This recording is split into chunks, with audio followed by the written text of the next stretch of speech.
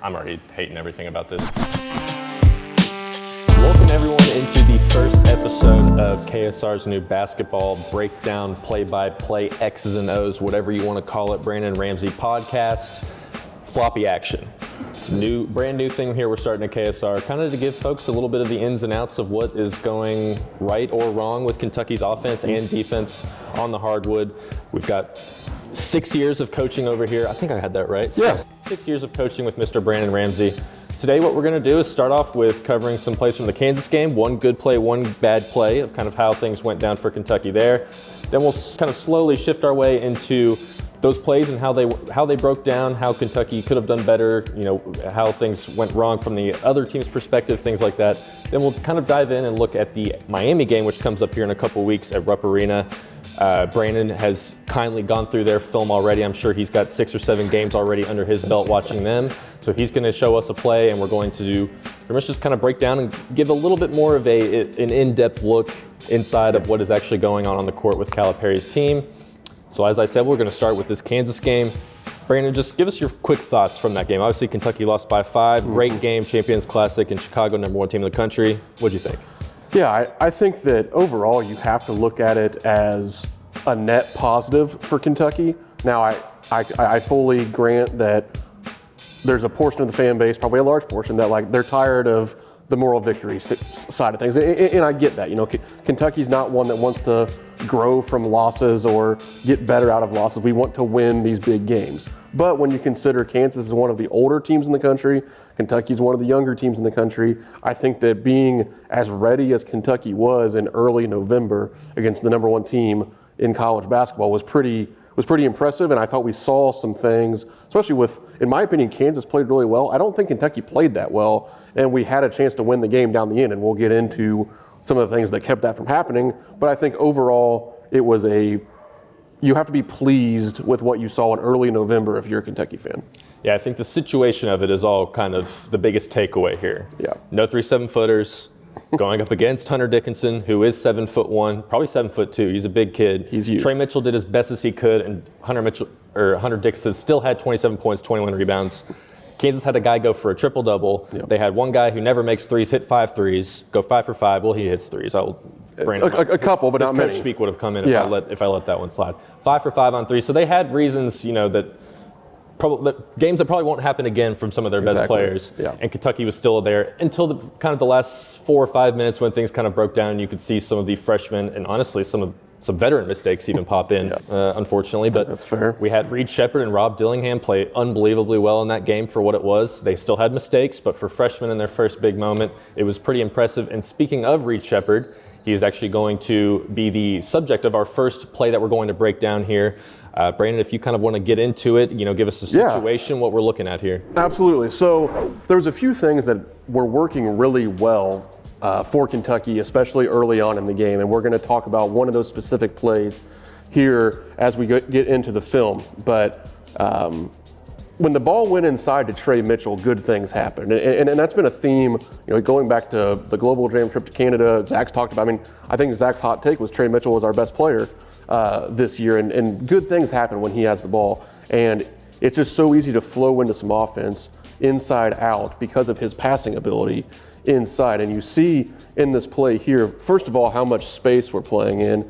Guys in the slots up here at the top are playing high, and we're deep and wide into the corners. There's just so much more space than we had last year. And this is even with Trey being inside, when a lot of times we're 5 out with him on the perimeter. But we'd gotten a switch. He has Kevin McCullar, like a 6'6", versatile defender on him here. So he has a size advantage. And you can see in this clip here, Trey's kind of starting to call for the ball. Like, hey, I got a smaller guy on me. Let's get it to me. Hunter Dickinson immediately is coming to double because there's a mismatch there on Trey. And that opens up Trey's passing ability. He's really hard to double in the post because he's 6'9", so he can see over a defender a little bit, but also his passing ability. He hits a do here with a perfect pass, one more to Reed in the corner, and that's as wide open of a 3 as that level of a shooter is going to get it. So there's unselfishness there from Thiero, unselfishness there from Trey Mitchell, and just overall great vision, good spacing. This isn't a set play. This is this is the definition of random basketball, really, where there's some structure to the randomness. It's not like you're just out here, it's not playing at the YMCA with your buddies, but because there's some structure as to where you're standing on the floor, but still, you're flowing within the offense, you're taking what the defense gives you, and here the defense gives you a wide open three in the corner from probably the second best shooter on Kentucky's team. Yeah, I think this play does a good job of just kind of encapsulating how Kentucky's played so far this year. Just a lot of really good ball movement, play through Trey Mitchell, make the extra pass.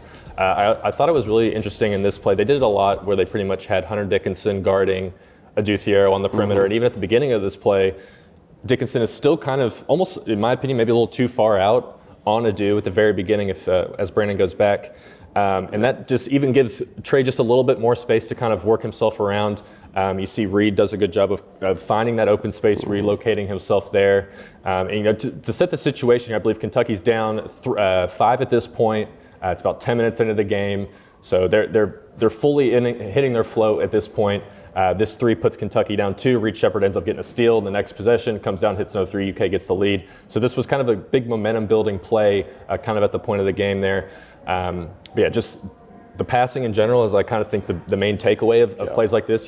We've saw a lot of this in some of the most recent games as well against some of the lower non-conference types teams. So passing much improved so far, I'd say. Passing and spacing.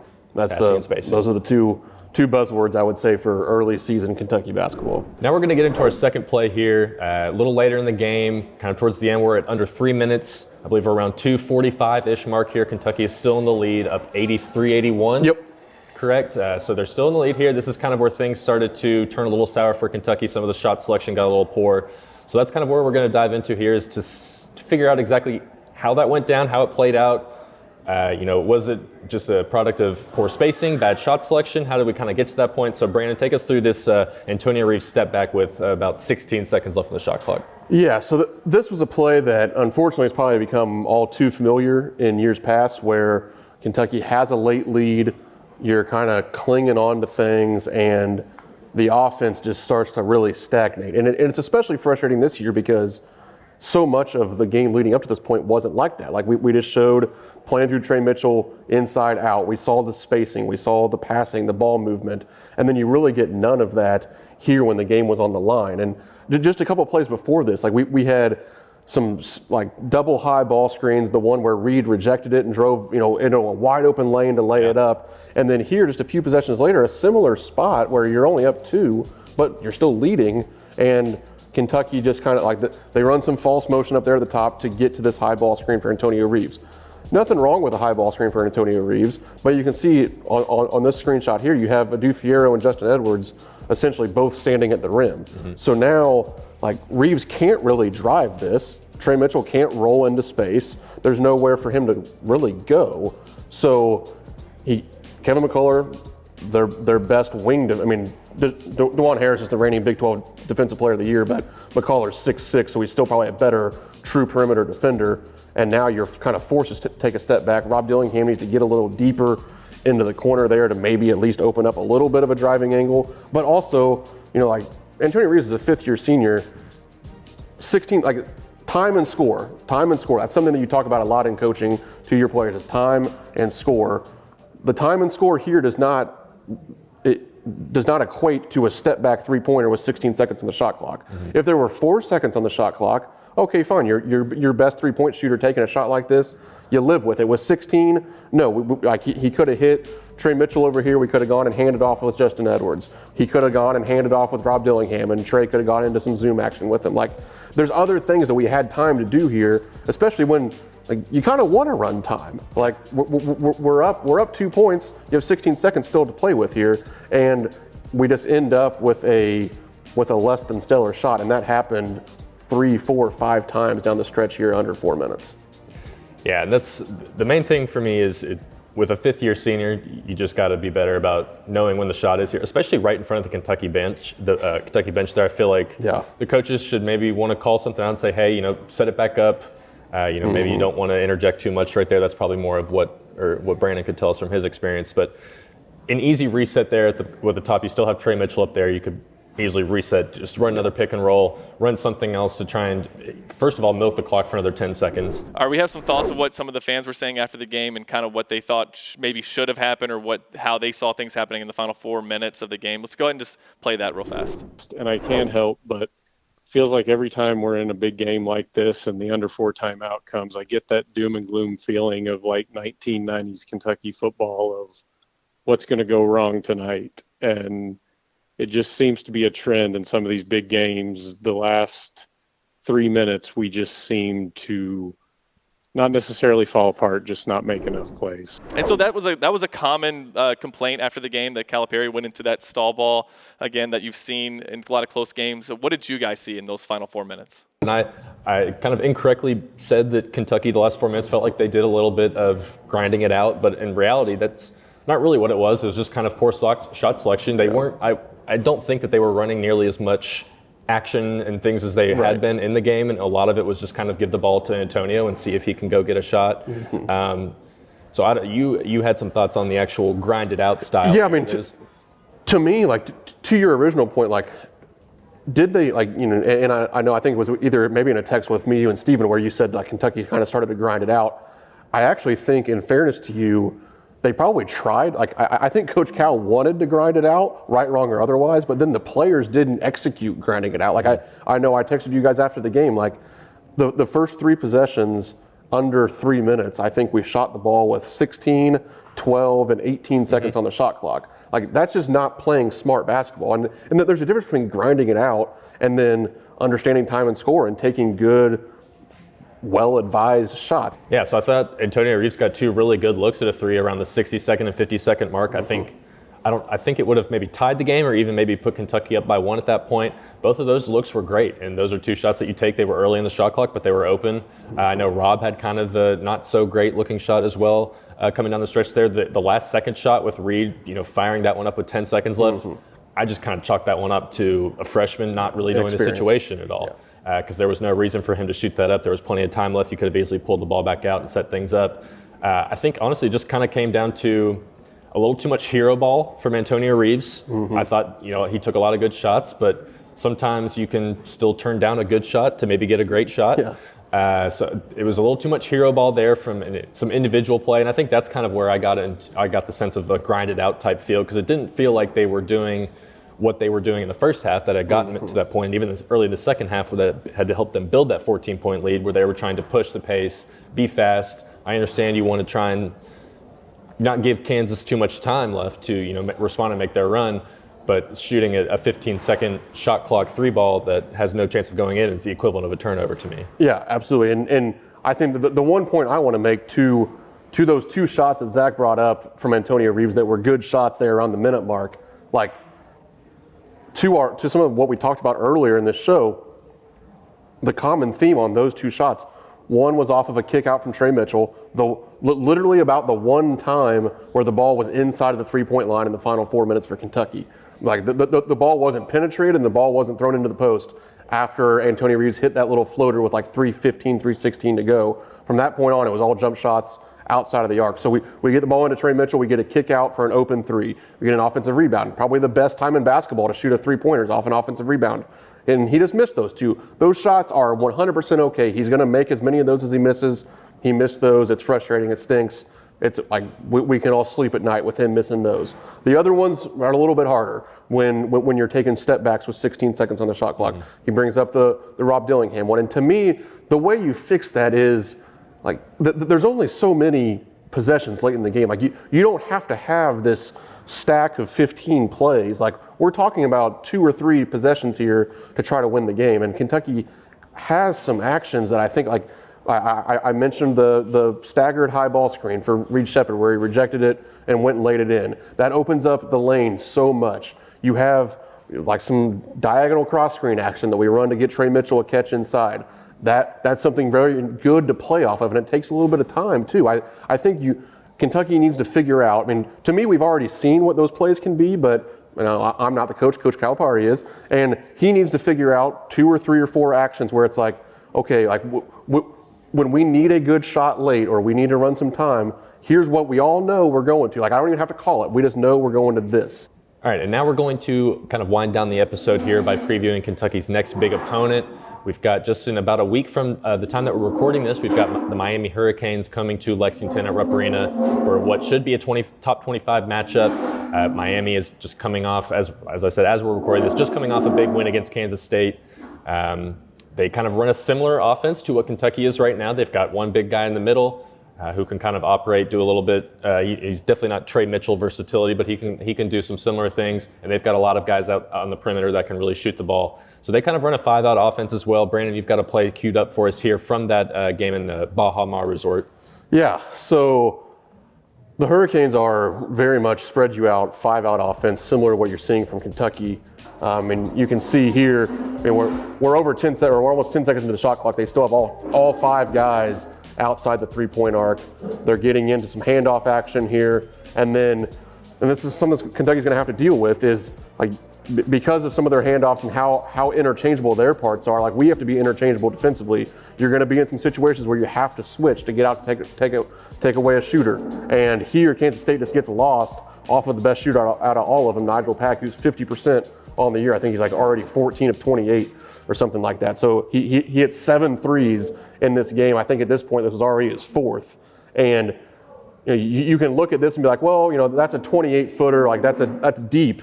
It's not deep for Nigel Pack. You have to get out there and take this away, or he's going to make 7 threes at Rupp Arena next Tuesday night. So it's just an example of how much space there is, how you can't let yourself get worried about your matchups too much. Like, your matchup is guarding the shooters and taking them away from 3. And especially if you get switched on to a guy, like if Trey Mitchell's in the situation, just make Nigel Pack drive it. Like, we would rather him get in there and have to score a contested layup against a 6'9" guy than get a uncontested 30-footer.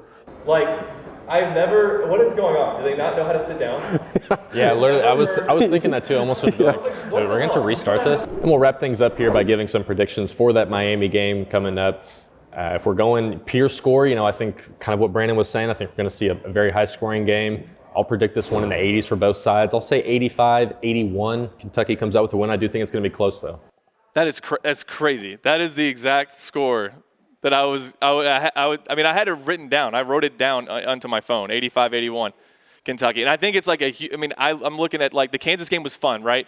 And there's no moral victories at Kentucky, but like that's as close as you can get to one. But now you've put pressure on yourself. I don't think you can go 1-2 in these 3, big out of conference games before the SEC season starts. So I think, like, this Kentucky, I'm not ready to call it a must win, but it's close to that. There's no moral victories with this game. This is at home. Kentucky will be the better team. A loss will be nothing more than a loss. It'll be a loss. That's all it is at that point. There's no moral victory there. So, Brandon, what are you thinking for this game?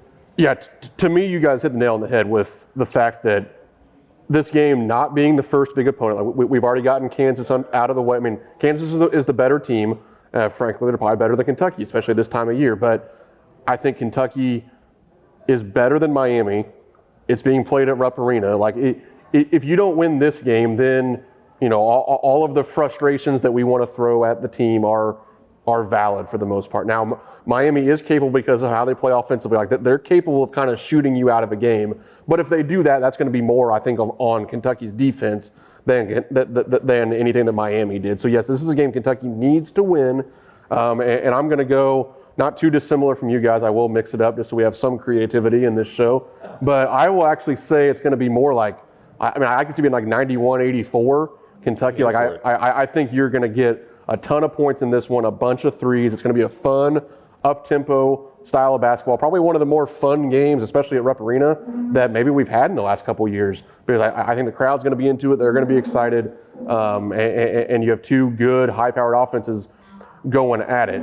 And speaking of high-powered offenses and how Kentucky is playing this year, I want to wrap things up here with a little bit, I guess, my basketball TED Talk, if we want to call it that, on random offense and playing a random style. That's kind of been the buzzword around, Coach Calipari used it a bunch of times in post-game interviews. There's a difference between random basketball and like just rolling the balls out to play. Like, you can still coach a random system, and Coach Welch is getting a lot of credit, and I think deservedly so, for kind of being somewhat of the architect of this style of play. But still, Coach Coach Cal's the head coach. Ultimately, and I think probably in years past, there's been some people that have had ideas.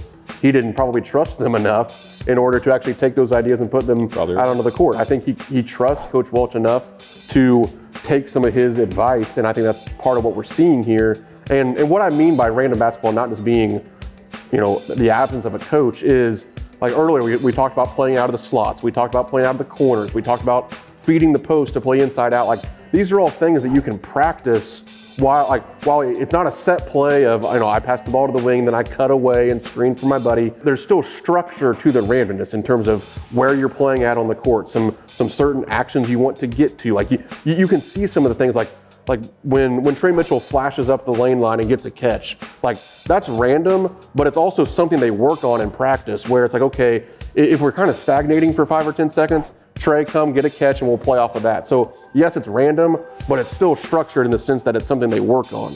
And some of the drive and kick stuff that you see from this team and playing out of the post a little bit, some of the high ball screens that you're seeing with this team, all of that kind of fits inside of the random playbook, if that makes any sense. So that they're not just playing without any idea of what's coming next, but they are able to flow into what the defense is giving them, and they have enough freedom. And I think that the confidence these players have works well being given that freedom offensively, and you're seeing some of these guys flourish in that sort of a system so far. I think improvising on the fly is probably a better way of describing it than random. But yeah, absolutely. Yeah, the guys have they have the skill level to improvise, and that's the other thing too, is that when you have really good players, a lot of offenses look good. Like, I don't want to sit here and say that you could just go complete archaic offense, but let's face it, if you have Rob Dillingham, Reed Shepherd, Antonio Reeves, Trey Mitchell,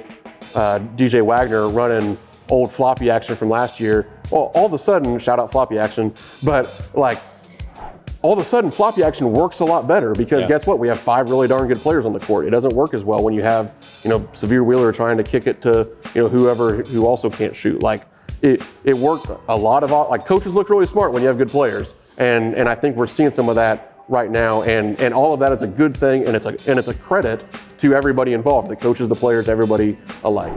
And that is our first episode of Floppy Action.